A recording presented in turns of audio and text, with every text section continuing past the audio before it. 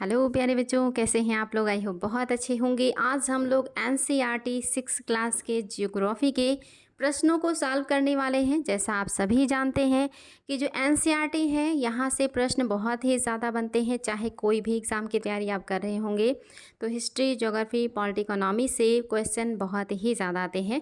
तो एनसीईआरटी का खास करके हिस्ट्री और ज्योग्राफी तो आपको बिल्कुल और बिल्कुल पढ़ना चाहिए। तो आज हम लोग हिस्ट्री जो है जियोग्राफी के ही प्रश्नों को सॉल्व करने वाले हैं। और ये आप सभी को पता होगा 6 क्लास की जियोग्राफी में बहुत हार्ड प्रश्न नहीं है, लेकिन अगर इसमें गलतियां हों तो फिर ये हमारे लिए बहुत मुश्किल है। तो चलिए देखते हैं आज के पहले प्रश्न को। कह रहा है निम्नलिखित में से कौन से खगोलीय पिंड हैं। इसमें से कौन से हैं जो खगोलीय पिंड हैं। आपके सामने है ऑप्शन और उत्तर कूट की सहायता से देना है। पहला है सूर्य, दूसरा है चंद्रमा, तीसरी है पृथ्वी और चौथा है उल्का पिंड। आपके सामने है 4 ऑप्शन और कूट भी देख लीजिए। ए में है पहला दूसरा, बी में है दूसरा चौथा, सी में है तीसरा चौथा और डी में है सभी। तो आपके सामने देखिए मैंने कूट भी रख दिया है और ऑप्शन भी। अब आपको बताना है कि इसमें से कौन सा जो है पिंड है जो कि आपका खगोलीय पिंड है। ऑप्शन और कूट सब आपके सामने हैं और उम्मीद करेंगे कि आप लोग बिल्कुल और बिल्कुल सही उत्तर देने वाले हैं, जो कि बहुत आसान है। तो नो डाउट इसमें आप सभी को मालूम कि सभी हैं खगोलीय पिंड। सूर्य, चंद्रमा, पृथ्वी, उल्का पिंड तथा वे सभी वस्तुएं जो रात के समय आसमान में चमकते हैं उन्हें खगोलीय पिंड ही कहता मतलब जो है कहा जाता है। तो याद रखेंगे ये सारे के सारे आपके खगोलीय पिंड हैं। इसके अलावा जो भी चीज़ें रात में आपको चमकती हुई दिखाई दें आकाश में वो सब खगोलीय पिंड होते हैं। नेक्स्ट देखिए, किन खगोलीय पिंडों को तारा कहते हैं। आप कौन से खगोलीय पिंड को तारा कहेंगे। आकाश में जितने देखे सब खगोलीय पिंड, लेकिन उसमें से तारा कौन सा है। पहला जो आकार में बहुत बड़े नहीं हो, दूसरा जिनके पास अपनी ऊष्मा तथा प्रकाश होता है, तीसरा जिनके पास अपनी ऊष्मा तथा प्रकाश नहीं होता, चौथा जो अपने अक्ष में घूमते हुए दूसरे पिंड की परिक्रमा करते हैं। आपके सामने है 4 ऑप्शन और आपको बताना इसमें से कौन सा है जिसे खगोलीय पिंड के रूप में कहा जाएगा, लेकिन वो तारा होगा। तारा का डिफिनीसन आपके हिसाब से कौन सा है जो सही हो जाएगा। आपका पहला ऑप्शन देख लीजिए और आपके बाकी ऑप्शंस भी देख लीजिए। तारा आप किसे कहेंगे आपको ये बताना है। तो याद रखिएगा तारा होता है जिसके पास अपनी ऊष्मा तथा प्रकाश होता है। जिसके पास अपनी ऊष्मा हो, अपना प्रकाश हो, वही तारा है। आपका ऑप्शन नंबर जो 2 है बिल्कुल सही है। जैसे कि सूर्य आपका एक तारा है जिसके पास अपनी ऊष्मा है, प्रकाश है और वो अपनी ऊष्मा और प्रकाश से दूसरों को भी प्रकाशवान और उस गर्मी प्रदान करती है। तारों के विभिन्न समूह के द्वारा बनाए गए विविध आकृतियां क्या कहलाती हैं। आपको बताना है तारों के विभिन्न समूहों के द्वारा बनाए गए विविध आकृतियों को क्या कहा जाता है। पहला है आकाशगंगा, दूसरा है सौरमंडल, तीसरा है एट्रोमिडा और आपका चौथा है नक्षत्र मंडल। आपके सामने है 4 ऑप्शन और आपको बताना इसमें से कौन सा है जो कि तारों के समूह के द्वारा बनाई गई आकृति कहलाएगी। तो आपने ये सारी चीज़ें पढ़ी हुई हैं। बिल्कुल ऑप्शन आपका 4 बिल्कुल सही है।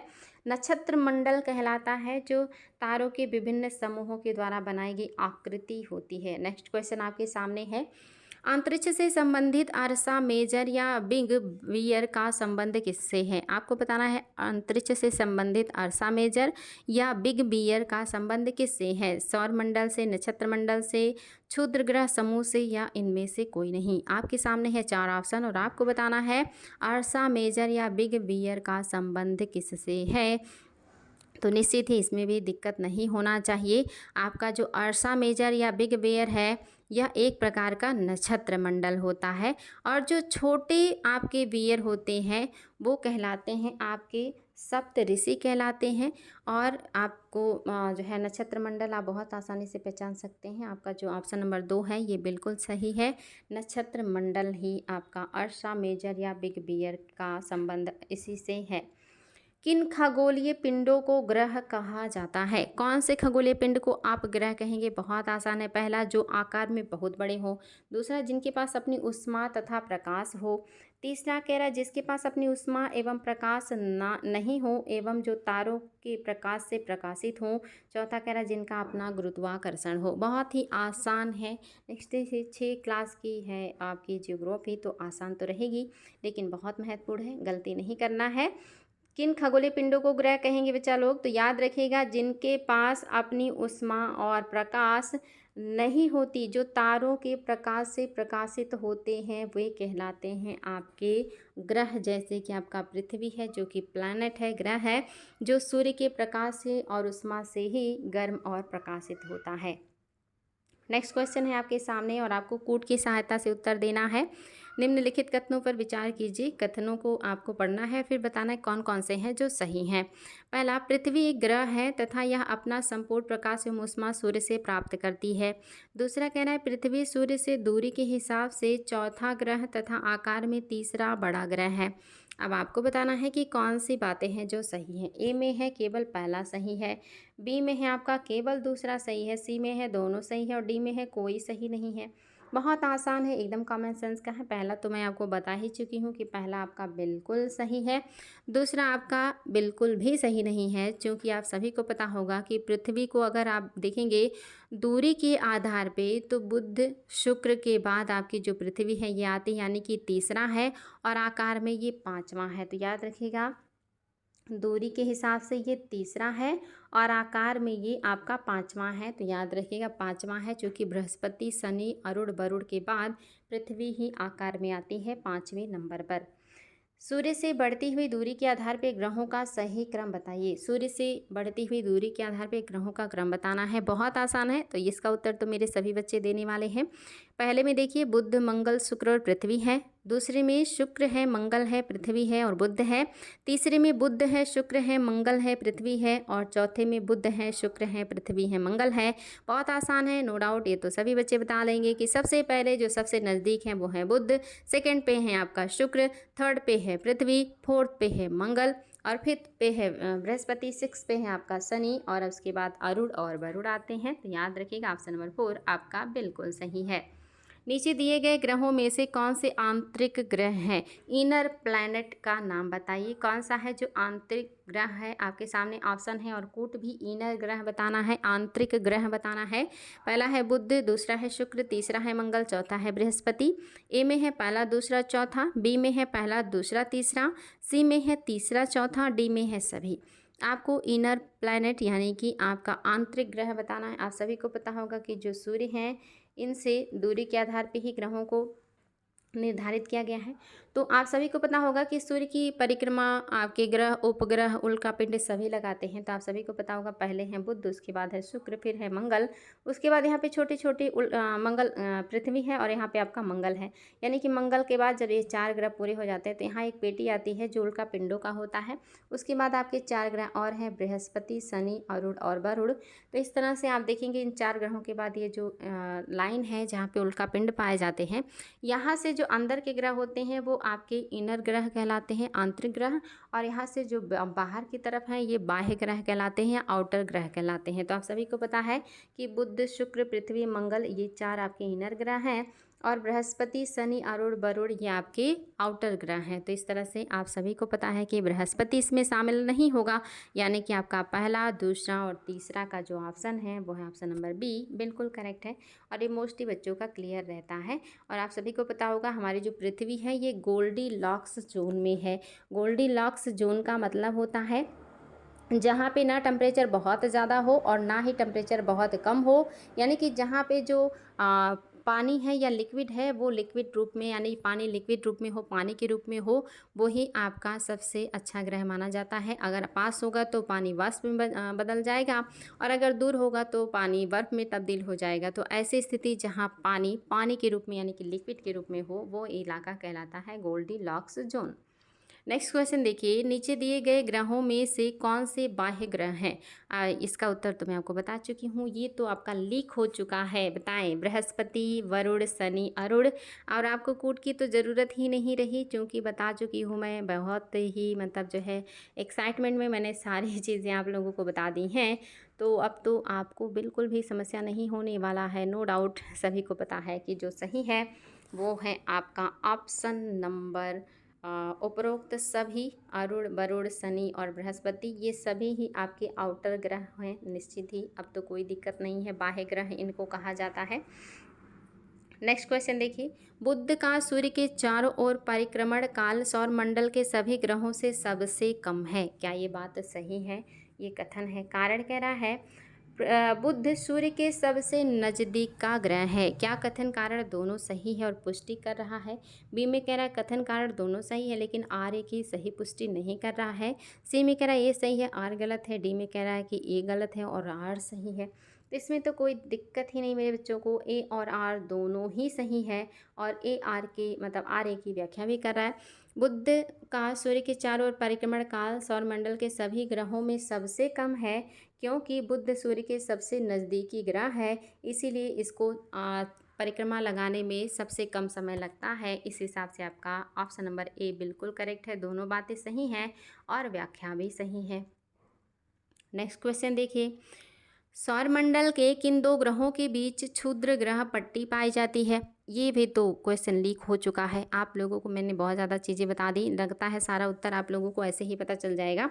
तो बताइए, ए में है यानी कि पहले में है मंगल और बृहस्पति, बी में है बृहस्पति और शनि, सी में है यानी कि 3 में है आपका पृथ्वी और मंगल, और आपका चौथे में है शुक्र और बृहस्पति। तो ऑप्शन की ज़रूरत ही नहीं है बच्चा लोग, आप सभी को पता है कि जो आपका पृथ्वी है। और अच्छा यहाँ पे देखिए ऑप्शन में आप लोगों को कहाँ पे लग रहा है जो सही हो जाएगा, तो बिल्कुल ऑप्शन नंबर फर्स्ट बिल्कुल सही हो जाएगा। मंगल जो लास्ट इनर ग्रह है और बृहस्पति जो फर्स्ट आउटर ग्रह है, इन्हीं दोनों के बीच में पाया जाता है आपके क्षुद्र ग्रह की पेटी। तो इसमें आपका ऑप्शन नंबर फर्स्ट बिल्कुल सही है और इसका उत्तर सभी बच्चों को पता है। और इसका उत्तर भी तो सभी बच्चों को पता है। हमारे सौरमंडल में सूर्य से सबसे दूर कौन सा ग्रह अवस्थित है? तो इसमें भी कोई समस्या नहीं है, सभी बच्चों को पता है, अरुण वरुण शनि और बृहस्पति।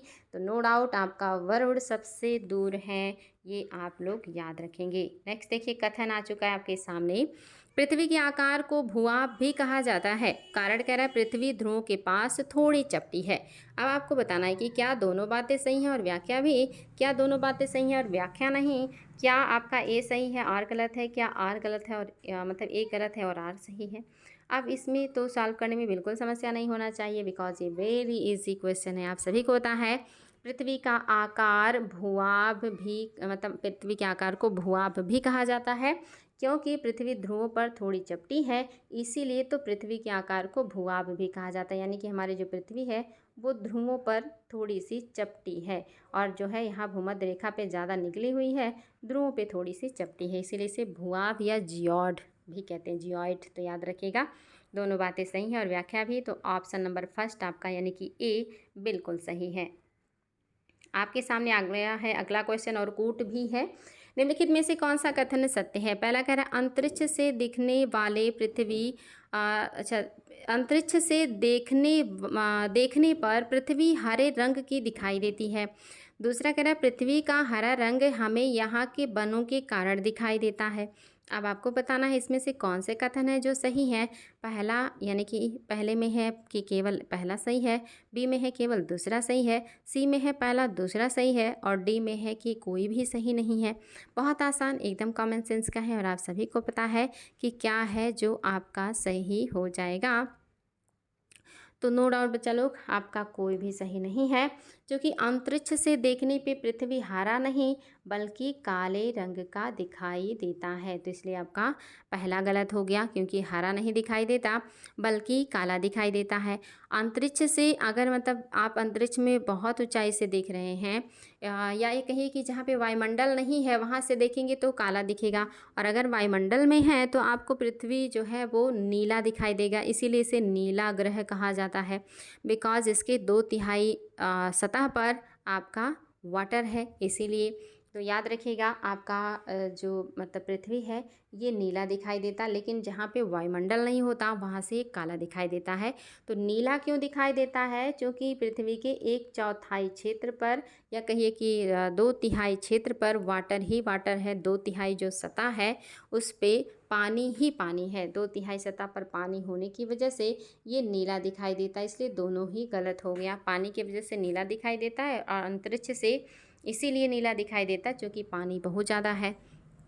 सौरमंडल का निर्माण किससे मिलकर होता है? आपको बताना है सौरमंडल का निर्माण किससे मिलकर हुआ है। पहला है ग्रह, दूसरा है उपग्रह, तीसरा है सूर्य और चौथा है उल्कापिंड। आपके सामने ऑप्शन भी है, ए में है पहला दूसरा चौथा, बी में है पहला दूसरा तीसरा, सी में है दूसरा तीसरा और चौथा, और डी में है सभी। देखिए आपके सामने कूट भी है और ऑप्शन भी, और इसके लिए आपको बिल्कुल भी कूट और ऑप्शन की आवश्यकता ही नहीं है, पढ़ते पढ़ते ही आप बता देंगे कि क्या सही है। तो नो डाउट बच्चा लोग बहुत आसानी से बता सकते हैं कि सौरमंडल का निर्माण इन सभी चीज़ों से होता है, यानी कि उसमें ग्रह भी होंगे, उपग्रह भी होंगे, सूर्य भी होगा, उल्का पिंड भी होंगे, क्षुद्र ग्रह भी होंगे। तो ये सारी चीज़ें आपके शामिल होती हैं खगोलीय पिंड के रूप में, जो निर्माण करते हैं सौरमंडल का। नेक्स्ट क्वेश्चन है आपके सामने, सूर्य का खिंचाव बल सौरमंडल को बांधे रखता है। कारण कह रहा है सूर्य सौरमंडल के लिए प्रकाश एवं ऊष्मा का मुख्य स्रोत है। आपके सामने दो ऑप्शन है और आपको बताना है कि इसमें से कौन सा है जो सही हो जाएगा।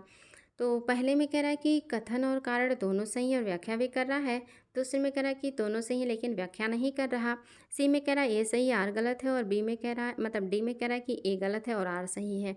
आसानी से आप इसका उत्तर दे सकते हैं। तो याद रखेंगे आपका जो सही है वो है आपका ऑप्शन नंबर बी, यानी कि दोनों बातें सही हैं लेकिन इसकी व्याख्या सही नहीं है। सूर्य का खिंचाव बल सौरमंडल को बांधे रखता है, बिल्कुल सही है। और सूर्य सौरमंडल के लिए प्रकाश एवं ऊष्मा का मुख्य स्रोत है, ये भी आपका सही है। तो दोनों बातें सही हैं लेकिन व्याख्या सही नहीं है, याद रखिएगा, ये बहुत ही ज़्यादा महत्वपूर्ण है। सौरमंडल के ग्रह जो सूर्य का चक्कर लगाते हैं उनके रास्ते किस आकार में फैले हैं, यानी कि वो सौरमंडल के ग्रह जो सूर्य का चक्कर लगाते हैं उनके रास्ते किस आकार के हैं। पहला है वृत्ताकार, दूसरा है दीर्घ वृत्ताकार, तीसरा है लघु वृत्ताकार, चौथा इनमें से कोई नहीं। बहुत आसान लेकिन बहुत ही महत्वपूर्ण प्रश्न। आप सभी को पता है, आप बार बार जो है पढ़ते हैं कि हमारी जो पृथ्वी है ये सूर्य का चक्कर दीर्घ वृत्ताकार में लगाती है। तो निश्चित ही बाकी सभी ग्रह भी इसी आकार में ही चक्कर लगाएंगे, जो कि पृथ्वी का जो मतलब आकार है, इसमें आपका मतलब जो सूर्य है इसके चारों तरफ जब पृथ्वी चक्कर लगाती है तो एक टाइम ऐसा आता है जब वो बहुत पास आती है, और एक टाइम ऐसा आता है जब वो बहुत दूर जाती है। तो जब बहुत पास आती है तो वो आपका कहलाता है जो है उपसौर, और जब दूर जाती है तो कहलाता है अपसौर। और जब पास आती है तो 3 जनवरी होता है, और जब दूर जाती है तो 4 जुलाई होता है।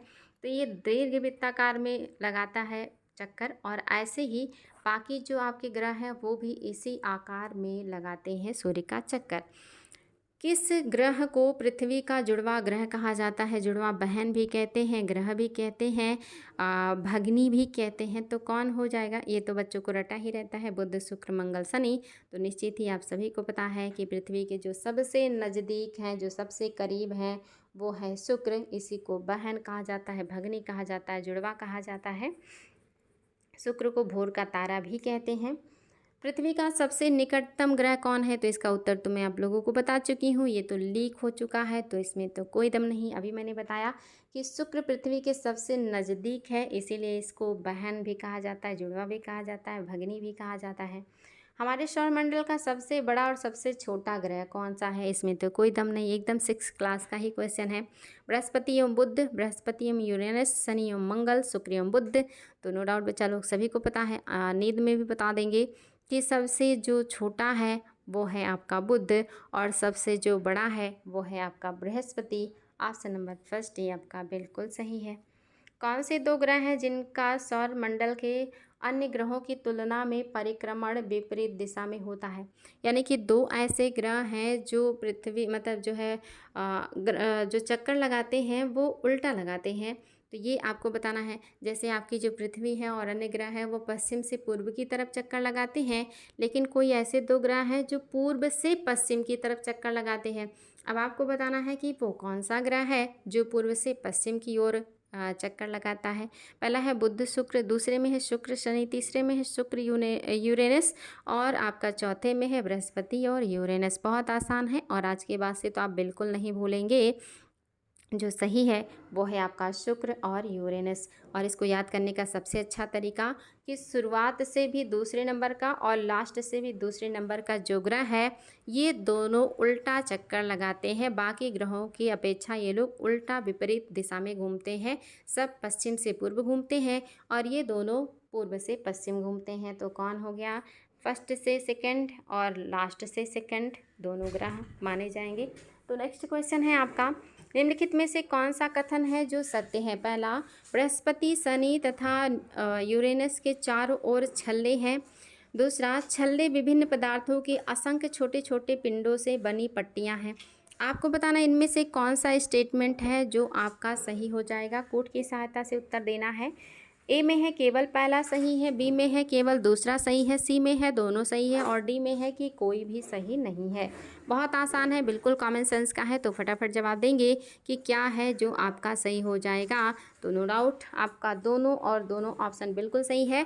बृहस्पति, शनि और यूरेनस के चारों ओर छल्ले पाए जाते हैं और छल्ले विभिन्न पदार्थों की असंख्य छोटे छोटे पिंडों से बनी हुई पट्टियाँ हैं जो हमें छल्ले की तरह दिखाई देती हैं। हमारे सौर मंडल में किन ग्रहों के पास एक भी चंद्रमा नहीं है? यानी कि कौन से ऐसे ग्रह हैं जिनके पास एक भी उपग्रह नहीं है? आपको उनका नाम बताना है। पहला है बुध, दूसरा है शनि, तीसरा है शुक्र, चौथा है यूरेनस। अब आपको बताना है कोड की सहायता से।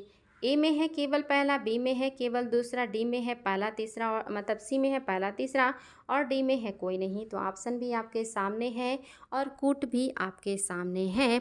आपको बताना है हमारे सौरमंडल के वो ग्रह कौन से हैं जिनके पास अपनी कोई प्राकृतिक चंद्रमा या उपग्रह नहीं है। तो नो डाउट बच्चा लोग आप सभी को पता है कि जो है सही वो है आपका बुध और आपका शुक्र। इन दोनों के पास अपनी कोई चंद्रमा नहीं है, यानी कि इनके पास कोई उपग्रह नहीं है। नेक्स्ट क्वेश्चन है आपके सामने, नीचे दिए गए ग्रहों में सबसे अधिक चंद्रमा किसके पास हैं? सबसे ज़्यादा चंद्रमा यानी कि सबसे ज़्यादा उपग्रह कौन से ग्रह के पास हैं? शनि, बृहस्पति, मंगल और यूरेनस। तो आप सभी को बताना है। आप सभी जानते हैं नई नई खोजें होती रहती हैं और जो है नए नए खोज सामने आते रहते हैं। तो आप लोगों के लिए प्रश्न है कि आप लोग मुझे कमेंट करेंगे कि वर्तमान में सबसे ज़्यादा जो उपग्रह हैं वो किसके हैं और कितने हैं। आप सभी को पता होगा कि शनि और बृहस्पति ही हमेशा एक दूसरे को जो है आगे पीछे करते रहते हैं और शनि के सबसे ज़्यादा ग्रह सामने आए थे। अब आप लोगों को कमेंट बॉक्स में लिखना है कि कितने ग्रह हैं वर्तमान में। फिलहाल आपको ऑप्शन नंबर जो 1 है ये बिल्कुल सही है, शनि। और शनि और बृहस्पति के उपग्रहों की संख्या आप लोग कमेंट बॉक्स में कमेंट करेंगे बच्चा लोग, आप सभी लोग कमेंट करेंगे। नेक्स्ट देखिए क्वेश्चन, निम्नलिखित में से कौन सा कथन सत्य है? कौन सा कथन है जो सत्य है? पहला ऑप्शन, उपग्रह अपने ग्रहों की चक्र जो है परिक्रमा करते हैं, साथ ही साथ सूर्य की भी परिक्रमा करते हैं। दूसरा कह रहा है पृथ्वी के उपग्रह चंद्रमा का विकास पृथ्वी के विकास से आधा है। नहीं, यहाँ पे आपको ध्यान दीजिएगा कि पृथ्वी के उपग्रह चंद्रमा का जो व्यास है वो पृथ्वी के व्यास का आधा है। व्यास यहाँ पे दिया है, व्यास व्यास मतलब होता है कि कितना उसका क्षेत्रफल है। तो याद रखिएगा व्यास की बात हो रही है। तो आपको बताना है कि केवल पहला सही है या केवल दूसरा सही है, सी में है कि दोनों सही है और डी में है कोई सही नहीं है। आपके सामने ऑप्शन है और आपके सामने कूट भी है और बहुत आसानी से आप इसका उत्तर दे सकते हैं। आपके हिसाब से क्या है जो सही हो जाएगा? तो याद रखेंगे जो सही है वो है आपका केवल और केवल आपका पहला सही है। उपग्रह अपने ग्रहों की परिक्रमा करते हैं, साथ ये सूर्य की भी परिक्रमा करते हैं। अपने ग्रहों के साथ साथ ये लोग सूर्य की भी परिक्रमा करते हैं साथ साथ में। आप सभी को पता होगा कि जो चंद्रमा है इसका व्यास पृथ्वी के व्यास का केवल और केवल 1/4 है। इसीलिए आप याद रखेंगे कि आपका जो कह रहा है यहाँ पे उसके व्यास का आधा है, तो नहीं बल्कि 1/4 है। ऑप्शन नंबर 2 इसीलिए गलत हो गया। नेक्स्ट देखिए, प्राचीन भारत में प्रसिद्ध खगोल शास्त्री कौन थे? पहला ऑप्शन है पाणिनि, दूसरा है कणाद, तीसरा है आर्यभट्ट और चौथा है नागार्जुन। बहुत आसान है, एकदम 1 मिनट का भी प्रश्न नहीं है, आसानी से उत्तर दिया जा सकता है। फटाफट आप लोग उत्तर देंगे कि प्रसिद्ध खगोल शास्त्री कौन है जो भारत के प्रसिद्ध प्राचीन खगोल शास्त्री हैं। तो इसमें कोई डाउट नहीं, आप सभी को पता है आर्यभट्ट जो है ये आपके प्राचीन प्रसिद्ध खगोल शास्त्री हैं। पहली बार इन्होंने ही कहा था कि पृथ्वी जो है वो सूर्य का चक्कर लगाती है, सूर्य जो है वो सेंट्रल में है। नेक्स्ट क्वेश्चन देखिए, कथन कारण का है, ध्यान दीजिएगा। कह रहा है कथन, पृथ्वी से हमें चंद्रमा का केवल एक ही भाग दिखाई देता है। कारण कह रहा है चंद्रमा के द्वारा पृथ्वी का एक चक्कर पूरा करने में लगने वाला समय अपने अक्ष पर एक चक्कर पूरा करने में लगने वाले समय से अधिक है। क्या दोनों बातें सही हैं और व्याख्या भी? बी में कह रहा है कि दोनों बातें सही हैं लेकिन व्याख्या सही नहीं है। सी में कह रहा है कि आपका पहला सही है यानी कि ए सही है, आर गलत है। और डी में कह रहा है कि ए गलत है और आर सही है। आपको इसका उत्तर देना है, बहुत आसान है और ये बिल्कुल सिंपल सा जवाब है और इसको बिल्कुल भी गलत नहीं करेंगे आप लोग। क्या है जो आपके हिसाब से सही हो जाएगा? तो आप सभी को पता है कि पहला तो बिल्कुल ही सही है। चंद्रमा के द्वारा पृथ्वी का एक चक्कर पूरा करने में जो आपका कथन है, कथन कह रहा है पृथ्वी से हमें चंद्रमा का केवल एक ही भाग दिखाई देता है। ये आपका बिल्कुल सही है, पृथ्वी से हमें चंद्रमा का सिर्फ एक ही भाग दिखाई देता है। लेकिन आपका आर सही नहीं है, क्योंकि आप सभी को पता है कि जो पृथ्वी है और चंद्रमा, इन दोनों का जो आपका चक्कर लगाने का समय है, ये इसमें कह रहा है कि जो चंद्रमा है ये पृथ्वी का एक चक्कर पूरा करने में लगने वाले समय से अपने अक्ष पर एक चक्कर पूरा करने में लगने वाले समय से अधिक है। तो अधिक नहीं है, लगभग लगभग दोनों का जो चक्कर लगाने का टाइम है ये बराबर है। इसीलिए हमें पृथ्वी से चंद्रमा का सिर्फ एक ही भाग दिखाई देता है, क्योंकि दोनों एक साथ ही एक चक्कर पूरा कर लेते हैं। तो आपका पहला सही है यानी कि ए सही है, लेकिन आर आपका सही नहीं है, आर बिल्कुल गलत है। नेक्स्ट क्वेश्चन आपके सामने, कौन से कथन हैं जो सही हैं? आपको कूट की सहायता से उत्तर देना है। पहला स्टेटमेंट है, सूर्य के चारों ओर चक्कर लगाने वाले पत्थरों के छोटे छोटे टुकड़ों को उल्का पिंड कहते हैं। दूसरा कह रहा है, खुले आकाश में फैले एक छोर से दूसरे छोर तक चौड़ी सफ़ेद पट्टी जो कि लाखों तारों का समूह है को आकाश गंगा कहते हैं। अब आपके सामने है पहला ऑप्शन, कह रहा कूट में कि ए में कह रहा केवल पहला सही है, बी में कह रहा केवल दूसरा सही है, सी में कह रहा दोनों सही है और डी में कह रहा है कि ना तो पहला सही है और ना ही दूसरा सही, यानी कि कोई भी सही नहीं है। तो आपके सामने कूट भी है और ऑप्शन भी, और बहुत आसान है, कोई डाउट नहीं है, आपकी दोनों बातें बिल्कुल सही हो जाएंगी। सूर्य के चारों ओर चक्कर लगाने वाले पत्थरों के छोटे छोटे टुकड़ों को उल्कापिंड कहते हैं और खुले आकाश में एक छोर से लेकर दूसरे छोर तक फैले हुए जो सफ़ेद चौड़ी पट्टी दिखाई देती है, जो चमकदार होते हैं, ये आपके कहलाते हैं आकाश गंगा। याद रखिएगा, ये बहुत ही ज़्यादा महत्वपूर्ण है। ये है आपके आकाश गंगा और लाखों आकाश गंगाएं मिल करके ही ब्रह्मांड का निर्माण करती हैं। नेक्स्ट क्वेश्चन है बच्चा लोग, निम्नलिखित में से कौन सा कथन सत्य है? कौन सा कथन सत्य है आपको बताना है। देखिए आपके सामने क्वेश्चन भी है और कूट भी, और आप ऑप्शंस भी देख के उत्तर दे सकते हैं। पहला, उपग्रह को अंग्रेजी में सैटेलाइट कहते हैं जिसका अर्थ होता है साथी या सहचर। दूसरा कह रहा है हमारी पृथ्वी के पास केवल एक उपग्रह है जो कि चंद्रमा है। आपको बताना क्या सही है। ए में केवल पहला सही है, बी में केवल दूसरा सही है, सी में दोनों बातें सही हैं और डी में है कि कोई भी सही नहीं है। तो फटाफट देंगे बच्चा लोग उत्तर कि आपके हिसाब से क्या है जो कि आपका सही हो जाएगा। तो याद रखेंगे, आपका यहाँ पे लिखी हुई दोनों बातें बिल्कुल सही हैं, कोई दम नहीं है इसमें। उपग्रह को अंग्रेजी में सैटेलाइट कहते हैं जिसका अर्थ होता है साथी या सहचर, क्योंकि ये भी पृथ्वी के साथ साथ सूर्य का चक्कर लगाते हैं, उसी गति में ये भी घूमते रहते हैं जिस गति में जो है पृथ्वी या ग्रह घूमता है, लगभग उसी गति में ये भी चक्कर लगाने का काम करते हैं। हमारी पृथ्वी के पास केवल और केवल एक प्राकृतिक ग्रह है, मतलब उपग्रह है जिसको चंद्रमा कहते हैं। आप सभी को ये चीज़ें पता है। नेक्स्ट क्वेश्चन आपके सामने है और ऑप्शन भी, कौन सा कथन है जो सही है? पहला, सूर्य सौर मंडल के केंद्र में स्थित है। दूसरा कह रहा है सूर्य बहुत बड़ा है एवं अत्यधिक गर्म गैसों से बना है। अब आपको बताना है कि केवल पहला सही है, केवल दूसरा सही है, कि तीसरा में दिया मैंने कि सी में दिया दोनों सही है और डी में दिया है कि कोई भी सही नहीं है। तो ये तो बहुत ही आसान है और बहुत आसानी से आप लोग उत्तर दे सकते हैं बच्चा लोग। तो निश्चित ही याद रखेंगे, आपका दोनों बात बिल्कुल सही है।